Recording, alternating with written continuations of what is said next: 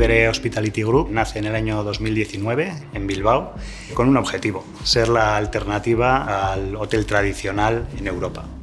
Nos dimos cuenta que el sector hotelero era un sector muy maduro, pero a su vez muy tradicional y poco digitalizado. Lo primero que hicimos fue entender bien cómo funcionaba la industria y las herramientas que se utilizaban en gestión hotelera para aprender de ellas y luego poder hacer un desarrollo mejor que se adaptara a nuestra visión de compañía.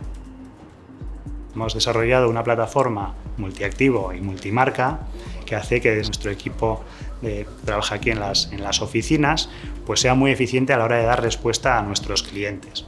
Cuando alguien tiene un problema, una solución prácticamente inmediata, y eso hace que los clientes estén mucho más satisfechos. Todo este proceso repercute también positivamente en los dueños de los activos que deciden cedernos la gestión de sus edificios, porque al final tienen clientes mucho más contentos y además pues sacan un rendimiento superior a su activo.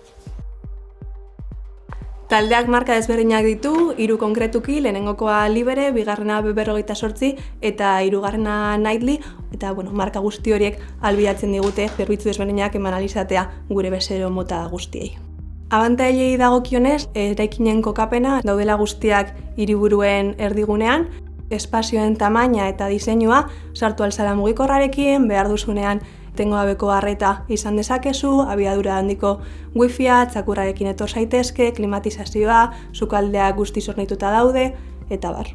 Gaur egun, 30 eraikin baino gehiago ditugu martxan, Sevillan, Madrilen, Bilbon edo Bartzelonan, eta 2024 urtean nazioartean ere hedatu ginen 5 herrialde berrietan, Italian, Frantzian, Portugalen, Erresuma Batuan eta Grezian 2300 unitate baino gehiagorekin. Gure lehenengo eraikina ireki genuenetik 4 urte eskas pasatu dira eta ordutik hona estatu mailan service apartment sektorean lider gisa finkatzea lortu dugu. En Libere Hospitality Group nos levantamos cada día pensando en hacer las cosas diferente, de manera innovadora. Con nuestra tecnología y la ambición de nuestro equipo, alcanzaremos el objetivo de ser la mayor alternativa al sector hotelero tradicional de Europa.